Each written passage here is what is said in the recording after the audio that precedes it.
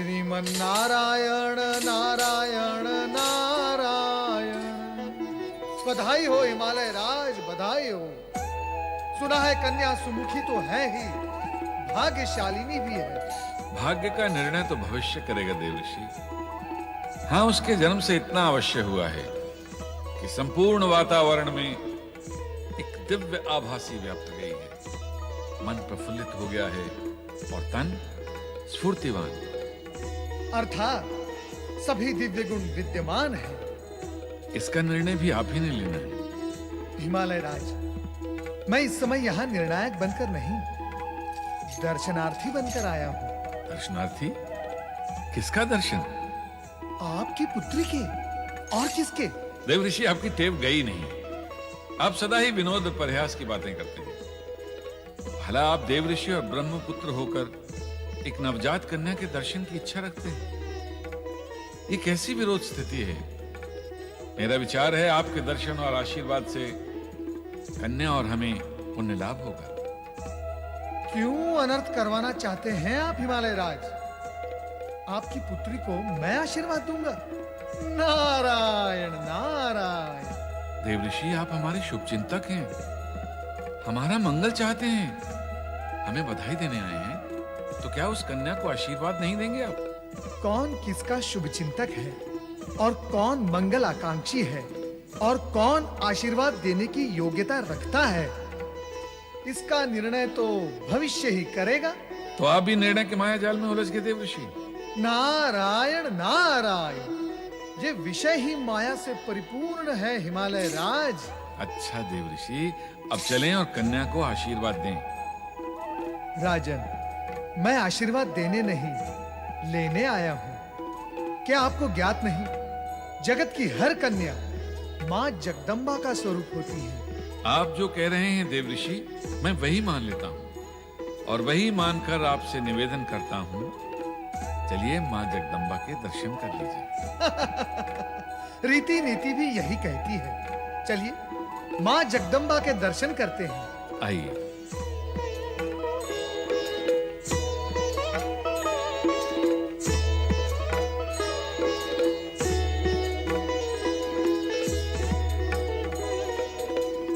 नारायण नारायण।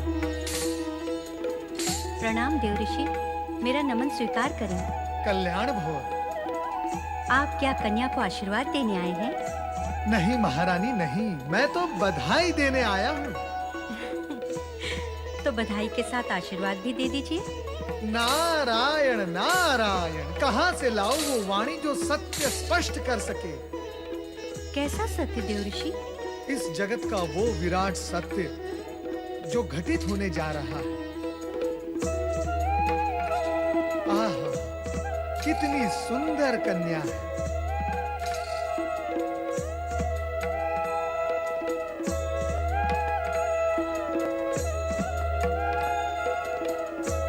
ये रूप कितना सुंदर है, कितना पावन है, और वो रूप कितना अद्भुत। अरे, कहाँ गई?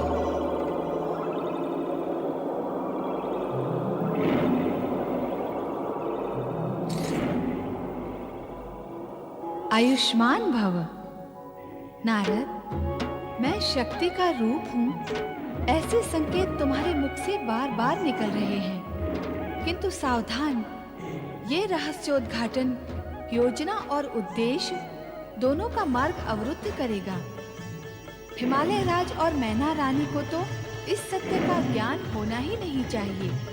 उन्हें सामान्य माता पिता ही बने रहने दो। जैसी आपकी आज्ञा।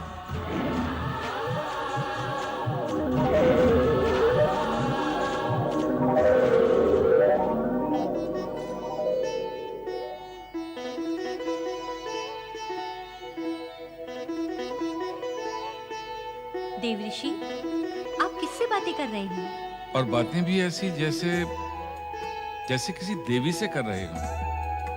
राजन, इस पुण्य धरती पर कन्या को देवी रूप में ही माना जाता है।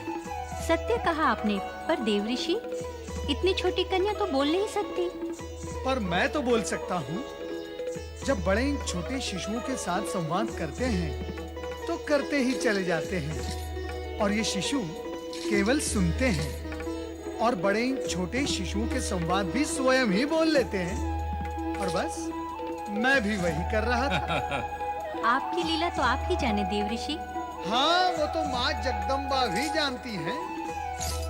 महाराज, महारानी, अब मुझे आज्ञा दो। नारायण नारायण। वंदना।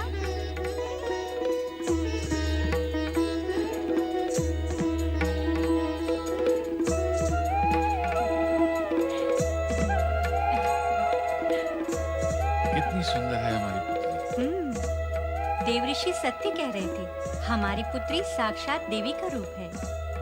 देवी है तो इसके सयानी होने पर इसके लिए वर भी तो कोई देवता खोजना होगा। अरे, अभी तो हमारी पुत्री ने जन्म लिया है और अभी से आपको इसकी विवाह की चिंता होने लगी। महारानी, पुत्री का पिता होते ही चिंताएं स्वयं द्वार पर आ खड़ी होती हैं। आप चिंता न करें,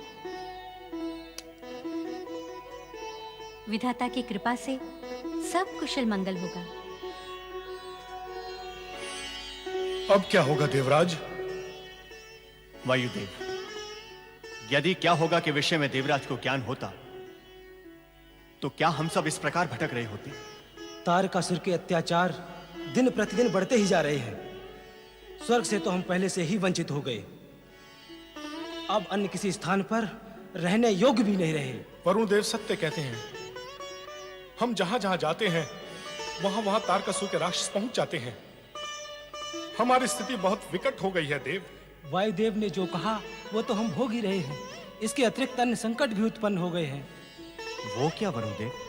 तारकासुर के भय से स्वर्ग की अप्सराएं अज्ञात स्थानों पर छिप गई हैं, किंतु तारकासुर समझता है हम देवताओं ने उन अप्सराओं को अदृश्य कर दिया है, जिससे वो और भी क्रोधित होकर हम देवताओं पर अत्याचार कर रहा है। ये कौन सा कारण हुआ? अप्सराएं कहीं भी रहें या हम उन्हें अदृश्य करें, इससे तारकासुर के क्रोधित होने का क्या संबंध है? है देवराज, संबंध है। तारकासुर स्वर्ग के सभी ऐश्वर्य को भोगना चाहता है। उसे अप्सराओं की कामना है और आवश्यकता है, जिसे प्राप्त न करने के कारण उसे हम पर क्रोध है। इसी क्रोध के कारण वो अपने राक्षसों को हमारे विरुद्ध उत्तेजित करता है। नारायण नारायण नारायण, श्रीमन नारायण नारायण नारायण, नारायण नारायण। देवराज, नारायण का नाम सुनते ही यदि यह स्थिति होती है तो तारकासुर का नाम सुनते ही कंपन आता होगा। देवऋषि, जो सत्य है वो प्रत्यक्ष है, उसे नकारा तो नहीं जा सकता। विपदाग्रस्त, दुर्दशाग्रस्त, भयग्रस्त तो हम हैं ही।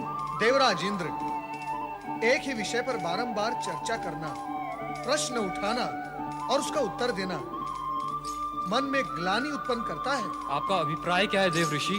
वही जो सदा रहा है, और ये मेरा अभिप्राय नहीं है, ये तो विधि का विधान है और प्रकृति का नियम है। अपने कथन को स्पष्ट करें देवर्षि। अनेक बार कर चुका हूं, किंतु उसका लाभ न आप देवगण को हुआ है न इस जगत को। आप तो चक्र बनाने लगे देव ऋषि, अपना अभिप्राय स्पष्ट करें। आप देवगण की इस वर्तमान दुर्दशा का मूल कारण नवीन नहीं, फिर देवताओं की ओर से मानव प्राणी को सदा ये संदेश प्रसारित होता रहा है कि कर्म का फल निश्चित है, सत्कर्म का सत्परिणाम और दुष्कर्म का दुष्परिणाम। समझ गया मैं देवऋषि। हमारी वर्तमान दुर्दशा के मूल में हमारे ही कर्मों का हाथ है।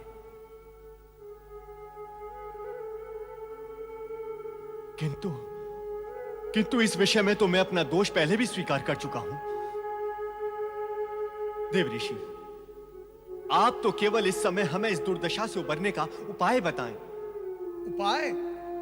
नारायण नारायण, मेरे बताने या करने से नहीं होगा। उपाय की व्यवस्था प्रकृति द्वारा हो चुकी है। क्या हो चुकी है? कैसे हो चुकी है? कब और कहां हो चुकी है? बताएं देवऋषि। शांत देवगण शांत। ये सूचना आपके मन को शांति पहुंचाएगी, ये मैं जानता था। जिस मां शक्ति से हमने नारी रूप में धरती पर अवतरित होने की प्रार्थना की थी, वे जन्म ले चुकी हैं। कहां? हिमालय राज के यहाँ, मैना रानी के आंचल में, उनकी पुत्री के रूप में। देवऋषि, तब तो हमें हिमालय राज के घर जाकर उनकी पुत्री के दर्शन करने चाहिए। फिर तो उन्हें बधाई देनी चाहिए। हमें शीघ्र वहां पहुंचना चाहिए। हाँ, माँ शक्ति के दर्शन करने में विलंब क्यों? आप देवगण यदि भूल पर भूल करते रहेंगे तो इस दुर्दशा और विपदा से कैसे मुक्ति संभव होगी? अब क्या हुआ देवऋषि? आप लोग यदि हिमालय राज के यहाँ बधाई देने के लिए जाएंगे तो क्या तारकासुर के राक्षस आपका पीछा नहीं करेंगे? मां शक्ति के अवतरण का रहस्य भी वे राक्षस जान लेंगे और आप लोगों के प्रति और भी हिंसक हो जाएंगे। तो फिर क्या करें देवऋषि? समय की धैर्यपूर्वक प्रतीक्षा करें। स्वयं मां जगदम्बा भी ये नहीं चाहती कि हिमालय राज और मैना रानी उन्हें शक्ति के रूप में स्वीकार करें या माने और वे माता पिता के स्नेह से वंचित रह जाएं। इसीलिए इस समय उनके दर्शन की इच्छा का शमन करें। समय आने पर उनके चमत्कार प्रकट होंगे और वे स्वयं भी प्रकट होंगे। हाँ, यही उचित होगा देवर्षि। हम समय की प्रतीक्षा करेंगे देवर्षि। समय की प्रतीक्षा तो करनी ही पड़ेगी वायुदेव, और यही उचित होगा। नारायण नारायण।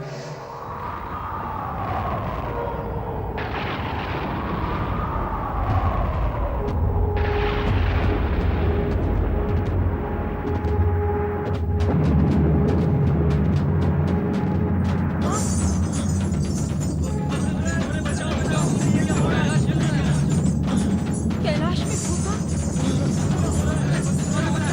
चलो स्वामी की शरण में चले। चलो शीघ्र।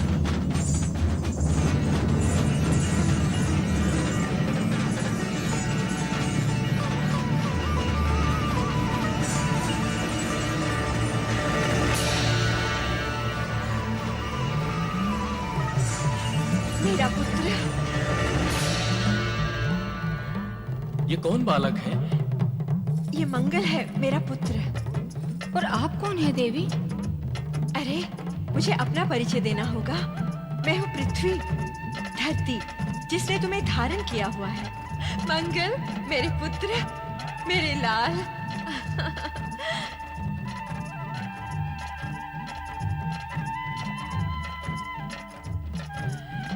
हे देवाधिदेव, सर्वशक्तिमान महादेव, युग युगों से मेरा हृदय पुत्र प्राप्ति के लिए व्याकुल था।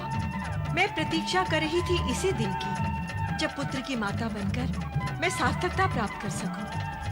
आपने ये पुत्र प्रदान कर मुझ पर महान उपकार किया है। हे सहन शक्ति की प्रतिमूर्ति धरा, मेरे तेज बिंदु से उत्पन्न ये पृथ्वी पुत्र मंगल के नाम से जग में प्रसिद्ध होगा। इसका नाम ही प्राणी मात्र के लिए कल्याणकारी होगा। मेरे लिए क्या आज्ञा है भगवान? तुम इस शिशु का स्नेह पूर्वक पालन पोषण करो। वो तो मुझे करना ही है देवेश्वर। माँ हूँ तो माँ का धर्म तो निभाना ही होगा। इसके अतिरिक्त मेरे लिए क्या आज्ञा है? समय आने पर सब कुछ स्वयं ज्ञात हो जाएगा। ओम नमः शिवाय।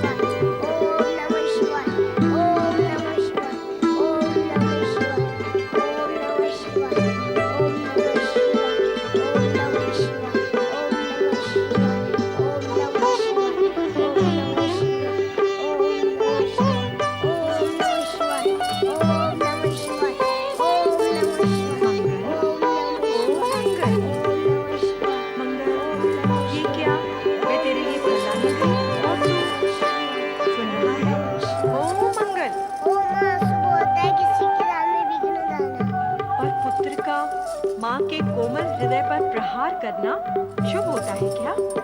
अब प्रश्न और तर्क मत करना अपनी माता से। मैंने कहा था ना, ये आयु खेलने कूदने और खाने पीने की होती है। मैंने कहा ना कि मेरी इच्छा खाने पीने खेलने कूदने में नहीं है। मंगल, ये आयु खेलने में रुचि लेने की होती है। तू बालक है, मैं माँ हूँ। मुझे तेरा बालकपन भी तो देखना है, उसका आनंद भी लेना है। नहीं, मुझे शिव जी का नाम ले दो। ओम नमः शिवाय, ओम नमः शिवाय, ओम नमः शिवाय, ओम नमः शिवाय, ओम नमः शिवाय। नारायण नारायण नारायण, श्रीमन्नारायण नारायण नारायण। पधारिए देवऋषि, मेरा प्रणाम स्वीकार करें। कल्याण भव। विधाता आपके आशीर्वाद को शीघ्र ही फलीभूत करे। तुम्हारे शब्दों और नेत्रों से तुम्हारे मन की पीड़ा बाहर आ रही है पृथ्वी देवी। मन के भीतर रहने के लिए पीड़ा को स्थान छोटा पड़ गया है देवऋषि, इसीलिए वो बाहर आ रही है। पीड़ा का कारण क्या है देवी? देवऋषि, दुखी प्राणी आपसे पीड़ा का उपाय पूछते हैं, कारण तो आपको ज्ञात होता ही है। तुम्हारे अतिरिक्त तुम्हारे परिवार में तुम्हारा पुत्र मंगल है। मेरा विचार है उससे हुआ मतभेद तुम्हारी पीड़ा का कारण हो सकता है। आपका अनुमान सत्य है देवऋषि, किंतु मंगल तो अभी नीरा बालक है। इस आयु में मत और भेद दोनों से ही वो अछूता होगा। वैसा मतभेद नहीं जैसा आप समझ रहे हैं। देवी, मतभेद और मनभेद के आकार प्रकार होते हैं, ये तो मुझे ज्ञात है, किंतु वैसा और जैसा का ज्ञान मुझे नहीं। देवऋषि, विनोद करना तो आपका स्वभाव है, किंतु इस समय मैं अत्यंत दुखी हूँ।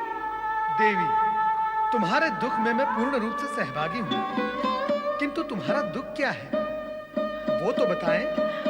एक माँ के लिए इससे बड़ा दुख और क्या हो सकता है कि उसका पुत्र उसे उसकी ममता का प्रत्युत्तर नहीं देता, उसे माँ कहकर नहीं पुकारता, उसके मातृत्व को महत्व नहीं देता, पुत्र होने के दायित्व को नहीं समझता।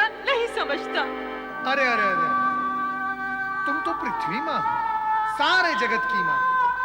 सारे जगत के नर नारी, पशु पक्षी, जीव जंतु सभी तुम्हारी ममतामयी गोद में आनंद से पल रहे हैं, और तुम पृथ्वी माँ होकर भी एक छोटे से बालक से ढेर सारी आशाएं लगाए बैठी हो। नारायण नारायण, ये तो तुम बालक मंगल पर अन्याय कर रहे हैं। अन्याय मैं नहीं, मेरे साथ बालक मंगल कर रहा है। उसकी एक माँ नाम की पुकार सुनने के लिए मैं तरस गई हूँ।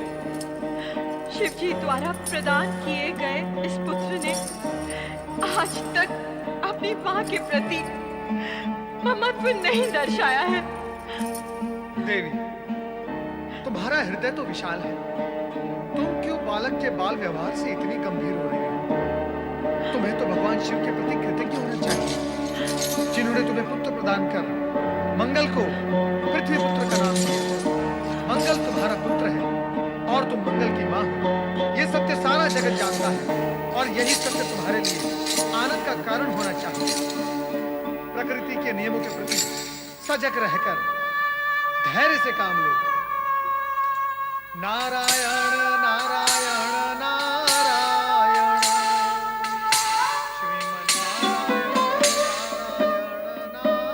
पार्वती, पार्वती। पार्वती को पुकार रही हो? हाँ, पता नहीं कहाँ चली गई, अपने कक्ष में भी नहीं है। महारानी, तुम तो पार्वती को ऐसे पुकार रही हो जैसे वो 2 साल की नन्ही सी बच्ची हो, और चिंता ऐसे कर रही हो जैसे प्रातः काल से उसे देखा ही ना हो। आप पिता है ना, माँ के मन की क्या जाने। माँ के मन वाली पार्वती की माता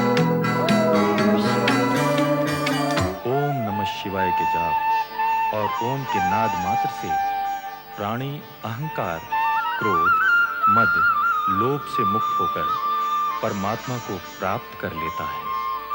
ओम नमः शिवाय, ओम नमः शिवाय, ओम नमः शिवाय, ओम नमः शिवाय, ओम नमः शिवाय, ओम नमः शिवाय, ओम नमः शिवाय, ओम नमः शिवाय, ओम नमः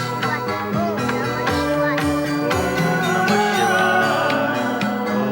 नमः शिवाय, ओम नमः शिवाय, ओम नमः शिवाय, ओम नमः शिवाय, ओम नमः शिवाय, ओम नमः शिवाय, ओम नमः शिवाय,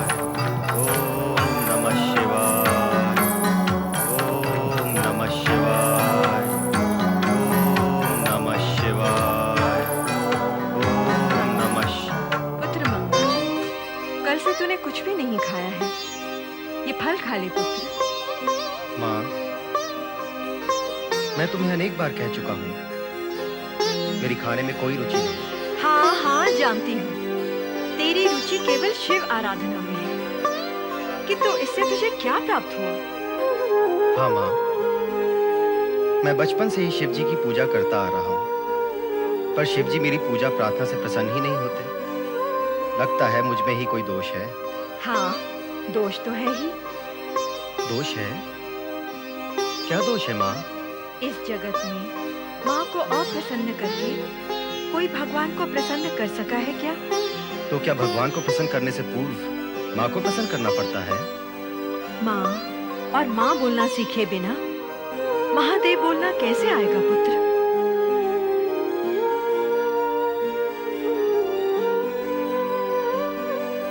सत्य ही तो है।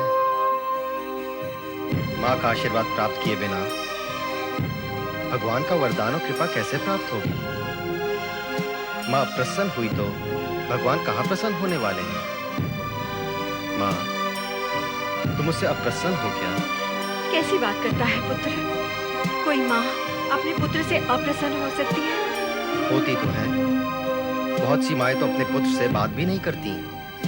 ऐसी माएं पुत्र से नहीं, पुत्र की अयोग्यता, हठ और उसकी विचारहीनता से अप्रसन्न होती हैं, पुत्र से नहीं। अर्थात तुम मुझसे प्रसन्न हो? तुझसे तो मैं सदा प्रसन्न रहती हूँ पुत्र।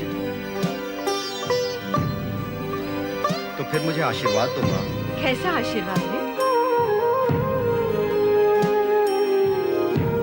मैंने निश्चय किया है माँ कि काशी के गंगा तट पर जाकर मैं शिव जी की आराधना करूंगा। तब मुझसे शिव जी अवश्य प्रसन्न होंगे।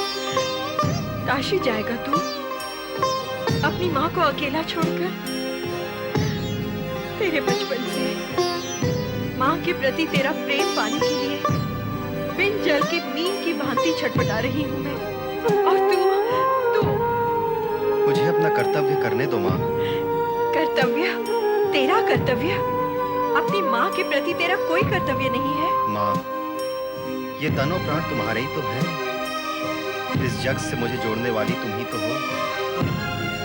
तुम्हारे प्रति अपने कर्तव्य से मैं कैसे विमुख रह सकता हूँ माँ? पर मैं क्या करूँ? मैं विवश हूँ। मेरे हृदय में शिव भक्ति की शीतल सरिता जो प्रवाहित हो रही है, उसमें डुबकी लगाए बिना मुझे कल नहीं पड़ता माँ। तुम मुझसे प्रसन्न होना माँ। एक बार, बस एक बार मुझे आशीर्वाद दे दो। तुम्हारे आशीर्वाद से मैं भगवान शिव का अनुग्रह अवश्य प्राप्त कर सकूंगा। उसके पश्चात मैं जन्म भर तुम्हारे चरणों में बैठा रहूंगा माँ। एक बार भगवान शिव के दर्शन हो जाएं, तो मेरे मन को शांति मिल जाएगी। माँ, मुझे काशी जाने की आज्ञा और सफल होने का आशीर्वाद दो। तूने मुझे धर्म संकट में डाल दिया है पुत्र। मुझे आज्ञा देने में तुम्हें कष्ट हो रहा है माँ। इस जगत की हर माँ अपना कष्ट भूलकर अपने पुत्र को प्रसन्न देखना चाहती है मंगल। स्वयं दुख झेल कर भी वह अपने पुत्र को सुखी देखना चाहती है। माँ, तुम भी तो वैसे ही माँ हो। इसलिए तो तुझे काशी जाने की आज्ञा देती हूँ और कामना करती हूँ कि तेरी तपस्या और साधना पूर्ण हो।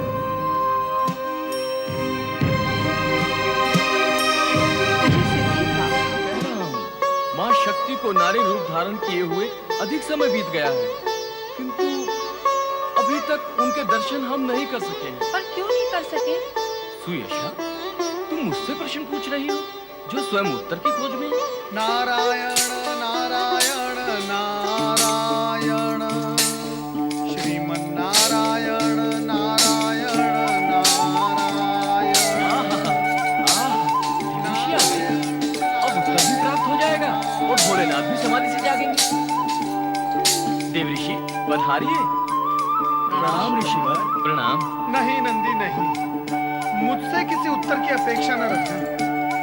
तीनों लोग को उपाय बताते बताते और उत्तर देते देते मेरी समस्त ग्रंथियां थक गई है। तो देव ऋषि, हमें कौन बताएगा कि शक्ति रूपिणी देवी के दर्शन कब होंगे? यही प्रश्न मैं भगवान भोलेनाथ को पूछने हेतु यहाँ आया हूँ। किंतु भगवान शिव तो उत्तर तब देंगे जब वे समाधि से जागेंगे। हाँ, ये दुविधा तो है। एक ही उपाय है। क्या? नंदी, इसका उत्तर मैं अन्य किसी दिन तुम्हें दे दूंगा। इस समय मुझे चिंता है लौटने की। नारायण नारायण। नहीं नहीं देवऋषि, आए हैं तो भगवान के दर्शन करके जाएं। नंदी, उचित है, परंतु इस समय भगवान भोलेनाथ समाधि में है। नारायण नारायण। सुनिए तो देवऋषि, अगर आप समीप जाएंगे तो भगवान अवश्य समाधि से जागेंगे।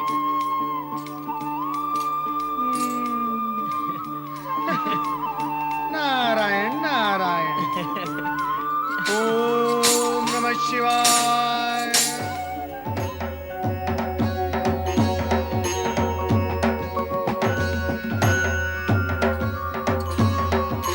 भगवान, आश्चर्य है, आप तो जाग रहे हैं।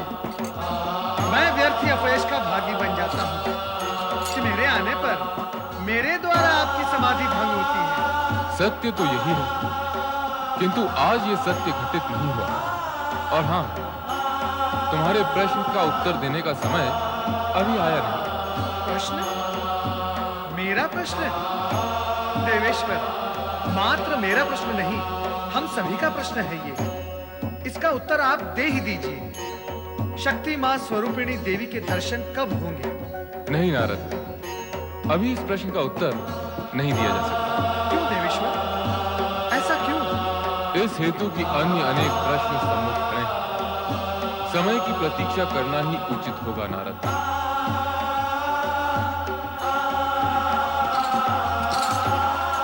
नारायण नारायण। स्वामी तो पुनः समाधि में लीन हो गए। उत्तर भी नहीं दिया प्रभु ने। चिंता का कोई कारण नहीं। स्वामी इस समय मर्यादावश उत्तर नहीं देंगे, किंतु मेरे सम्मुख मर्यादा का ऐसा कोई बंधन नहीं है। मैं आपको उत्तर देने की स्थिति में हूँ। तो बताएं देवऋषि। नंदी, माँ शक्ति ने अवतार इस हेतु लिया है कि वो भगवान भोलेनाथ की जीवन संगीनी बन सके। ये तो शुभ समाचार है।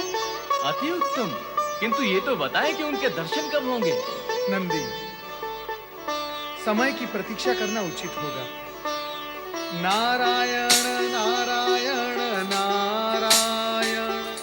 समय के साथ साथ जब तुम बड़ी हो जाओगी पार्वती, तब भी सदा स्मरण रखना, ओंकार आदिनाद है, आदि स्वर है, आदि ध्वनि है। पार्वती, तुम्हारी प्रसन्नता सदा शिव महेश्वर में ही निहित है, और महेश्वर का अक्षर स्वरूप ओंकार ही सर्वशक्तिमान है।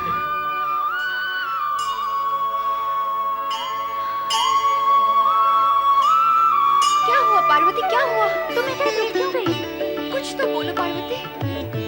ओम नमः शिवाय। ओम नमः शिवाय। ओम नमः शिवाय। ओम नमः शिवाय। ओम नमः शिवाय। ओम नमः शिवाय। ओम नमः शिवाय। ओम नमः शिवाय। ओम नमः शिवाय।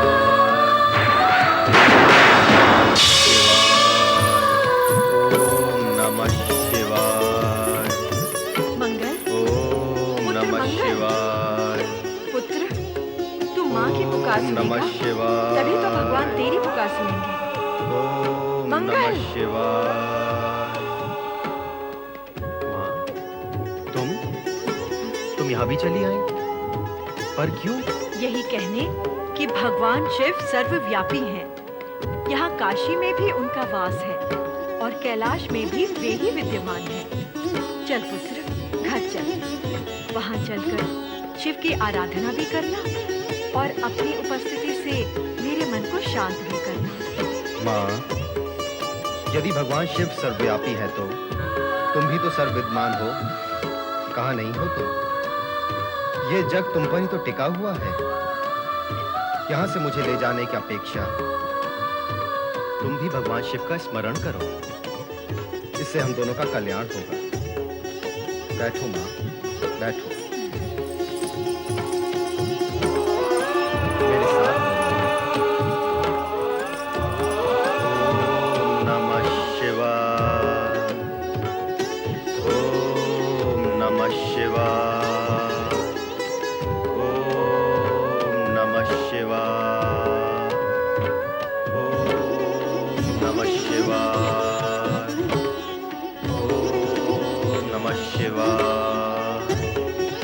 ओम नमः शिवाय, ओम नमः शिवाय। क्षेमे सती रात्रौ ग्रामांतरम न गच्छै। अर्थात रास्ता अच्छा होने पर भी रात हो जाने पर एक गांव से दूसरे गांव नहीं जाना है। स्वमुखात् लज्जाकरम दुखकरम अमंगलकारी न कर्तव्यम। अर्थात अपने मुख से लज्जा लगे ऐसा अन्य को दुख देने वाला अमंगलकारी वार्तालाप नहीं करना है। सप्तपदी मनुस्तृत्य बर्तुर्ग्रहे सेवा कर्तव्या। अर्थात सप्तपदी का अनुसरण कर पति के घर पर सेवा करनी है। धन्य हो पार्वती, अपने अथक परिश्रम, लगन और माता सरस्वती की असीम कृपा से तुमने सभी अपेक्षित विषयों का संपूर्ण ज्ञान प्राप्त कर लिया है। तुम्हारा बुद्धि कौशल और तर्क शक्ति देखकर मैं अति प्रसन्न हो रहा हूँ। मुझे विश्वास है कि भविष्य में तुम जीवन में साफल्य प्राप्त करोगी। नारायण नारायण। प्रसन्नता की बात है कि देवी पार्वती की शिक्षा पूर्ण हुई। प्रणाम देवर्षि। पधारें देवर्षि, आपका पधारना सदा शुभ होता है। सदा तो नहीं मुनिवर, किंतु कभी कभी अवश्य होता है। जैसे आज देवी पार्वती की शिक्षा पूर्ण हुई। ये सब गुरुदेव की कृपा का परिणाम है।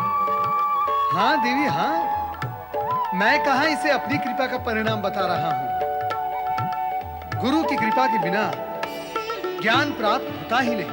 और देवर्षि की कृपा बिना संयोग भी तो नहीं बनता। कैसा संयोग मुनिवर? वर प्राप्ति का, विवाह का संयोग। मुनिवर, आप तो दूरदर्शी हैं। केवल दूरदर्शी, किंतु आप तो त्रिकालदर्शी हैं देवर्षि। नारायण नारायण। ओम नमः शिवाय, ओम नमः शिवाय, ओम नमः शिवाय, ओम नमः शिवाय, ओम नमः शिवाय, ओम नमः शिवाय, ओम नमः शिवाय, ओम नमः शिवाय,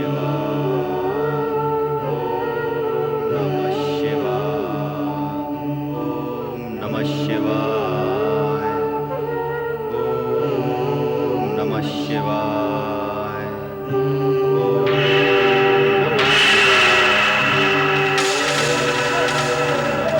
शिवाय,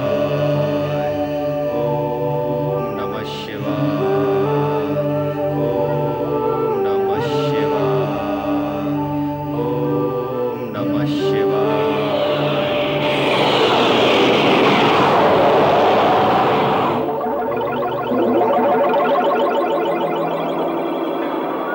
उठो मंगल, तुम्हारी तपस्या पूर्ण हुई। देवाधिदेव, भगवान,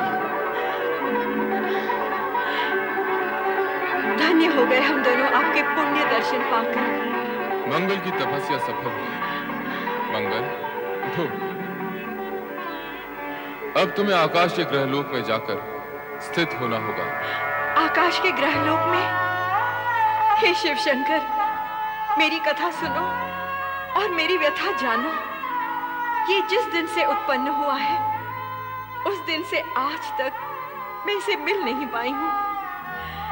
आपके द्वारा प्रदत्त यह पुत्र बालपन से आपकी आराधना में प्रवृत्त हो गया। जब इसकी आयु मुझे माँ कहकर पुकारने, मेरे मन को ममत्व से आंदोलित करने, मेरे वात्सल्य प्रेम को उभारने और उसे अभिव्यक्ति करने का मार्ग देने की थी, उस दिन भी वो आपका नाम स्मरण कर रहा था और आज भी आपका जाप करता है। इसे मेरे पुत्र होने का सुख भले ही प्राप्त हुआ होगा, किंतु मुझे इसकी माँ होने का सुख आज तक नहीं मिला। इसने कहा था, आपके दर्शन का लाभ होने के पश्चात यह मुझे माँ का स्थान अवश्य देगा, किंतु उससे पहले तो आप इसे आकाश के ग्रह लोक में स्थान देने के इच्छुक हैं। फिर मैं क्या करूंगी? मैं कहां जाऊंगी भगवान? मेरा क्या होगा? पुत्र के होते हुए भी मैं निपुत्र रहूंगी। शांत हो जाओ धरणी, शांत हो जाओ। सत्य तो यह है कि मंगल ने ग्रह मंडल में स्थान प्राप्त करने हेतु ही मेरे स्वेद से जन्म लिया है। उसका निश्चित स्थान आकाश में स्थित ग्रह मंडल में ही है। भगवान, यदि इसके जन्म का हेतु यही था, तो आपने इसे पुत्र के रूप में मुझे प्रदान कर मेरे मन को ममत्व से क्यों जागृत किया? कहां जाए युवा पुत्र की वह मां जिसका ममत्व निरुत्तर है? देवी, तुम्हें इस प्रकार विलाप करना शोभा नहीं देता। जगत तुम्हें सहनशीला और क्षमाशीला मानता है। तुम शालीनता की प्रतिमूर्ति हो। भूमि, अचला, धरणी आदि संबोधनों से भी जगत तुम्हारा सम्मान करता है। जगत की संपूर्ण नारी जाति के लिए तुम एक अनूठा आदर्श हो। दुख और पीड़ा देने वाले के प्रति भी तुम दयावान, क्षमावान और धैर्यवान रहती हो। ऐसे विराट गुण और आदर से पूर्ण होकर भी तुम पुत्र वियोग से विचलित हो रही हो।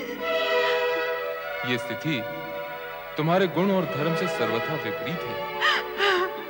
आपकी कृपा से सब कुछ हूँ भगवान, फिर भी माँ हूँ, माँ। चिंता न करो देवी, मंगल तुमसे अधिक दूर नहीं रहेगा। सदा तुम्हारी आंखों के सम्मुख रहकर रक्तवर्णी ग्रह के रूप में अपना लाल प्रकाश फैलाता रहेगा।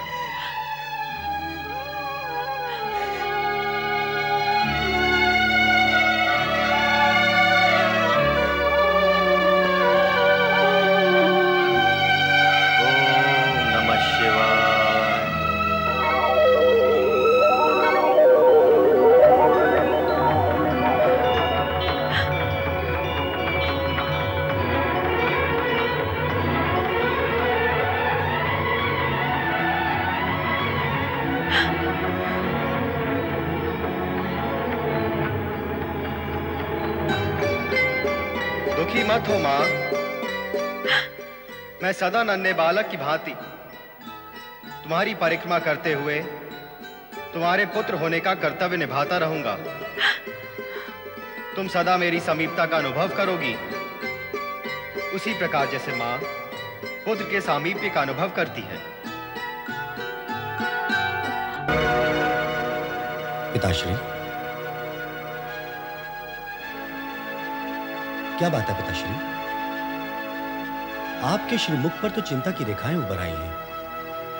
पुत्र के होते यदि पिता को चिंता करनी पड़े तो ये पुत्र के लिए बहुत दुख और लज्जा की बात है। कृपया अपनी चिंता का कारण बताएं। कुछ विशेष नहीं पुत्र मैना। संतान जब युवा हो जाए तो उसके भविष्य की व्यवस्था करने का विचार आना स्वाभाविक ही है, और ये विचार ही कभी कभी चिंता का विषय बन जाता है। किंतु पिताश्री, आपको मेरे विषय में चिंता करने की क्या आवश्यकता है? आप पर विधाता की कृपा है और मुझ पर आपका आशीर्वाद। मेरा भविष्य तो उज्जवल है ही। पुत्र जब आशा से परिपूर्ण हो तो पिता को विश्वास हो जाता है कि उसके पुत्र का भविष्य उज्जवल है। और मैनाक, तुम्हारे साथ साथ हमारी एक पुत्री भी है, तुम्हारी छोटी बहन। हाँ, पार्वती। आप उसके विषय में चिंता कर रहे थे? हाँ, हम उसके लिए चिंता कर रहे थे और तुम्हारे लिए विचार। पार्वती अब बड़ी हो गई है, उसके लिए योग्य वर भी तो खोजना है। और मेरे लिए किस खोज पर विचार कर रहे थे पिताश्री?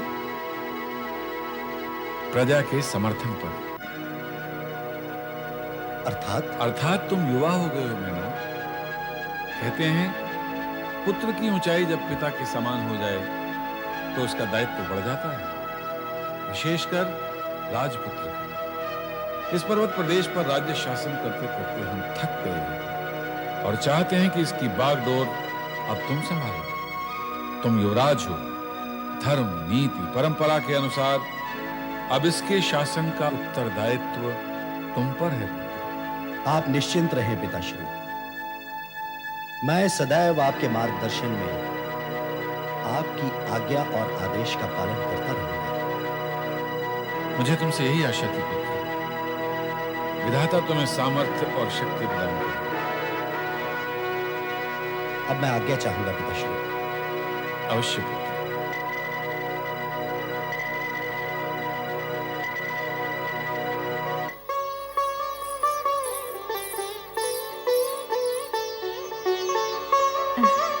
स्वामी, आप अकेले में क्या सोच सोच के मुस्कुरा रहे हैं?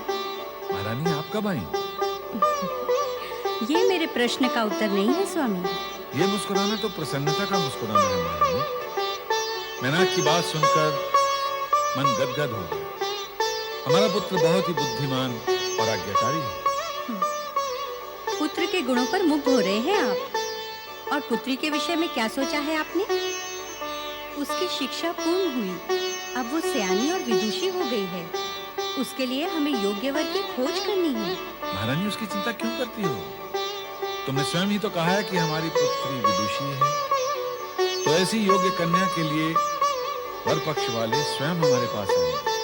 नारायण नारायण। हिमालय राज, आप तो ज्योतिष विद्या के भी ज्ञाता हैं। आपका स्वागत है देवऋषि। मेरा नमन भी स्वीकार करें देवऋषि। कल्याण हो। आइए देवऋषि। देवऋषि, आपने हमें ज्योतिषी कैसे बना दिया? ये गुण तो आपका है। महाराज, भविष्यवाणी जो अभी अभी आपने की है कि वरपक्ष वाले स्वयं आपके द्वार पर आएंगे। क्या ये संभव है? क्या ये सत्य हो सकता है? महाराज, आपको अपने ही कथन पर संदेह हो रहा है। आपने किसी न किसी विश्वास के आधार पर ही तो कुछ कहा होगा ना? पार्वती की बुद्धिमत्ता के बल पर ही मैं समझता हूँ देवऋषि कि उसे निश्चय ही सुयोग्य वर मिलेगा। फिर भी माता पिता को चिंता लगी ही रहती है। अब आप ही पार्वती के भविष्य के बारे में बताएं। आप दोनों की चिंता व्यर्थ है। पार्वती का भविष्य उज्जवल ही उज्जवल है। जब तक योग्य वर की खोज पूर्ण नहीं होती, तब तक चिंता तो स्वाभाविक ही है ना देवऋषि। ऐसा वे ही करते हैं जिन्हें विधाता के लेख पर विश्वास नहीं होता। कन्या के भाग्य का लेख तो उसके जन्म के पूर्व ही लिख दिया जाता है। आप दोनों ये सत्य मान ही ले कि आपकी पुत्री पार्वती भाग्यशाली कन्या है। माताश्री, पिताश्री प्रणाम। सदा सुखी रहो पुत्री। देवर्षि को भी प्रणाम। देवऋषि, आपने पार्वती को आशीर्वाद नहीं दिया। हाँ हाँ, पार्वती का सुहाग सदा अमर रहे। देवऋषि, आप तो ज्ञानी और भविष्यवक्ता हैं। कृपया हमें बताएं कि हमारी पार्वती का वर कौन होगा? कौन होगा? ये प्रश्न तो बालकों जैसा है, जिसका उत्तर देना संभव नहीं, क्योंकि समय से पहले सत्य का उद्घाटन करना केवल विधाता के ही हाथ में है। देवऋषि, आप त्रिकालदर्शी हैं। हमारी पुत्री की हस्तरेखाएं देखकर ये तो बताएं कि उसका वर कैसा होगा। कैसा होगा, ये एक जिज्ञासु प्रश्न है। उसके लिए उत्तर की अनेक संभावनाएं हैं। आप वही बताइए देवऋषि।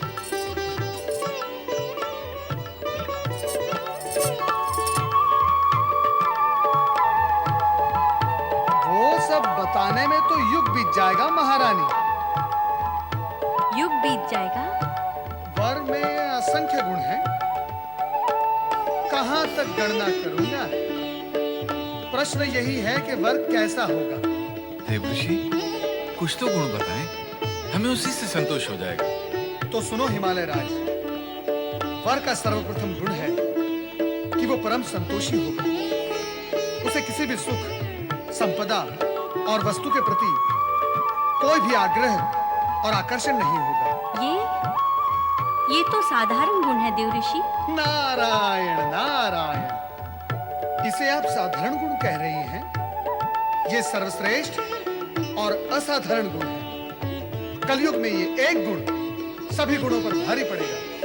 तब कन्या के माता पिता ऐसे ही वर की खोज में रहेंगे जो परम संतोषी होगा। आगे बताएं देव ऋषि। पार्वती के होने वाले पति संपूर्ण जगत द्वारा पूज्य एवं सभी शक्तियों से और दिव्य शक्तियों से परिपूर्ण होंगे।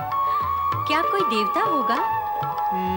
संभव है, संभव है, क्योंकि तनिक सी प्रशंसा से प्रसन्न होने वाले हैं। अर्थात प्रशंसा प्रिय होगा। हिमालय राज, प्रशंसा उसी की होती है जो उसके योग्य होता है। उचित कहा आपने।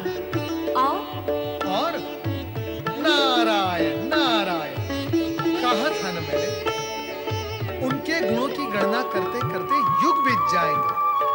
अब तक मैंने इतने गुण बताए, क्या संतुष्टि नहीं हुई? क्या ये पर्याप्त नहीं है? वर के विषय में जिज्ञासा तो होती ही है न देव ऋषि। हिमालय राज, वर का संतोषी, सभी गुणों से परिपूर्ण और जगत में सभी द्वारा पूज्य होना, क्या ये भी पर्याप्त नहीं? पर्याप्त है देव ऋषि। नहीं नहीं, पर्याप्त नहीं है। शेष गुणों का गान और गणना आगामी भेंट में होगी। नारद अब विदा लेता है। नारायण नारायण। स्वामी, सुना आपने? हमारी पुत्री पार्वती भाग्यशाली है। उसे ऐसे सुयोग्य वर की प्राप्ति होगी। हमारी पुत्री है भी तो गुणों का भंडार महारानी। ऐसी कुदृष्टि ना लगाइए मेरी पुत्री को। विधाता उसकी रक्षा करे।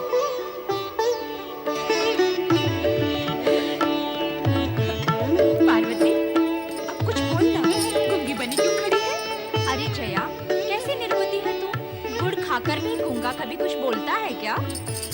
हाँ रे, गुड़ का मीठा मीठा स्वाद और आनंद भीतर ही भीतर लेता है। बहुत बोलने लगी हो तुम दोनों। ठीक है, अब हम कुछ नहीं कहेंगे, तू ही बोल। अच्छा, ये बता, देवर्षि ने हमारे होने वाले जीजा के कौन कौन से गुण बताए? क्या क्या बताया उन्होंने? तेरा विवाह कब होगा? वो कौन सी घड़ी होगी जब हमें तुम्हारे वियोग का दुख झेलना होगा? चल रे मूर्ख, ऐसे भी कोई पूछता है क्या? ये पूछ के दुल्हा राजा कब आएंगे और हमारी सखी पार्वती को दुल्हन बनाकर कब ले जाएंगे? जाओ, मैं तुम दोनों से बात नहीं करती। हाँ रे हाँ, अब तुझे समय भी कहाँ मिलेगा हमसे बात करने का? अब तो तू मन ही मन उनसे बात करती होगी। जया, अब तो हम दोनों ही बातें किया करेंगे। और उपाय भी क्या है? अभी से अभ्यास कर लेते हैं। अच्छा, अभ्यास करना है? करो अभ्यास।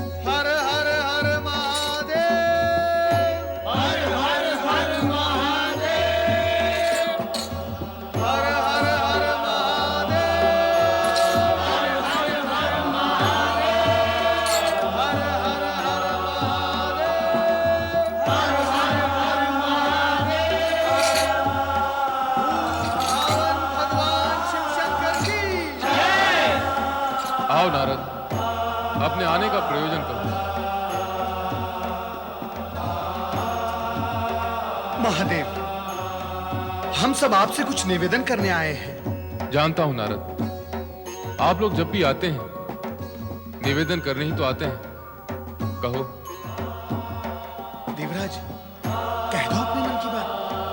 नहीं देवऋषि, जो भी कहना है आप ही कह दें। ऐसा कौन सा विषय है जिसे नारद और देवराज दोनों को कहने में संकोच हो रहा है? भगवान, संकोच केवल इतना ही है कि एक ही विषय के लिए हम आपको बारंबार कष्ट देने आ पहुंचते हैं। विषय और प्रयोजन कहो नारद। शक्ति अवतार को प्रकट हुए अधिक समय बीत गया है, तो पार्वती अब विवाह योग्य हो गई है। भगवान नारद, तुम उन बातों की चर्चा क्यों कर रहे हो जो मैं स्वयं जानता हूँ? नारायण नारायण। देवेश्वर, ऐसा कौन सा विषय है जो आपको ज्ञात न हो? आपको तो यह भी ज्ञात होगा ही कि हम आपसे यही प्रश्न करने आए हैं कि आप देवी पार्वती से कब विवाह करेंगे, उन्हें अपनी जीवन संगिनी कब बनाएंगे, शिव पार्वती का विवाह कब होगा, इस ओर से आपकी उदासीनता कब पूर्ण होगी? बस नारद बस, अपने प्रश्नों की गति को विराम दो और तनिक विश्राम करो। मेरे लिए तो विश्राम ही विश्राम है भगवान, परंतु इन देवगण का क्या होगा जिनका भविष्य आपके आश्रय पर आधारित है? ऐसा बार बार क्यों होता है? कैसा भगवान? देवगण को आश्रय की आवश्यकता आ पड़ती है। ये सब प्रतिकूल परिस्थितियों का परिणाम है देवादिदेव। केवल प्रतिकूल परिस्थिति, प्रतिकूल आचरण नहीं। महादेव, प्रतिकूल परिस्थितियां अथवा आचरण जो भी था, उसका परिणाम तो इन लोगों ने भोगा ही है भगवान। किंतु अब कष्ट से मुक्ति का विचार करना है। मात्र विचार करने से कार्य नहीं होता नारद, हर कार्य का नियत समय होता है। उस समय का समय कब आएगा भगवान, ये बता दे तो उचित होगा। नारायण नारायण। इस समय इस प्रश्न का उत्तर देना आवश्यक नहीं। तो हम पुनः कब आएं देवादिदेव? उसकी क्या आवश्यकता है? अनावश्यक प्रश्नों का हल पूछने हेतु आप बार बार यहाँ आते हैं और हमारा ध्यान भंग करते हैं, बार बार हमारी समाधि में विघ्न डालते हैं। जो घटित होने वाला है वो समय आने पर अवश्य घटित होगा, कोई भी शक्ति उसे रोक नहीं सकती। आप सभी का उद्विग्न होना व्यर्थ है। धैर्यपूर्वक समय की प्रतीक्षा करें। किंतु भगवान? नारद, तुम्हारे इस किंतु परंतु का तो कोई अंत ही नहीं। तुम देवगण को धैर्य धारण करने में सहयोग दो।